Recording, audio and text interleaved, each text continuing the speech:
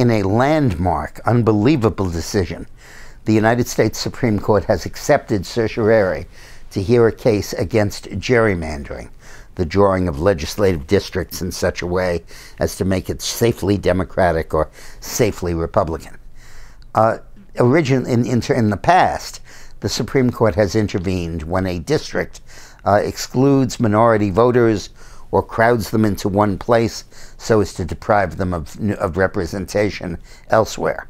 And racial redistricting has formed the basis for many successful lawsuits. But this is the first time that the lawsuit is challenged, nothing on race or any of that, but simply based on the intent to create more Democratic or more Republican districts by putting Democratic voters into certain districts and Republican voters into others. This gerrymandering is at the absolute core of the House of Representatives. You can't gerrymander state lines, so it doesn't affect the Senate. But it's why when the Democrats took over the House of Representatives in 1947, I think, 48 actually, they kept control of it all the way through until they lost it under Clinton in 1994. Literally a 50-year period of dominance.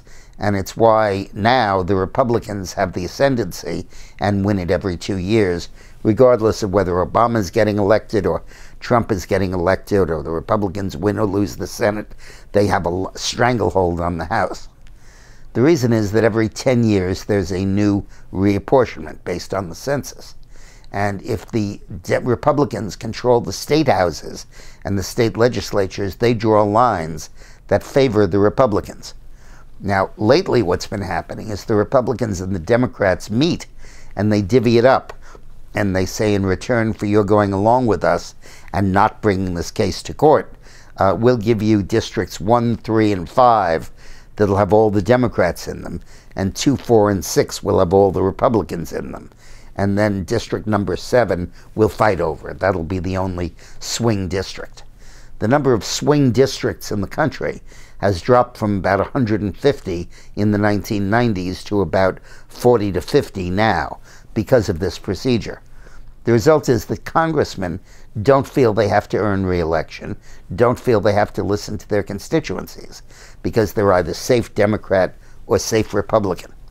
But they do have to listen to their own party's voters in primaries, because if you're in a Democratic district, you got to be afraid of some left-wing wacko knocking you off. And if you're in a Republican district, you got to be afraid of some right-wing wacko coming along and knocking you off. And the result is this incredible polarization that has gripped our politics, where the parties can't agree on anything and don't much try. Now, if the Supreme Court eliminates gerrymandering based on party, it's going to completely revolutionize and restore the American democracy.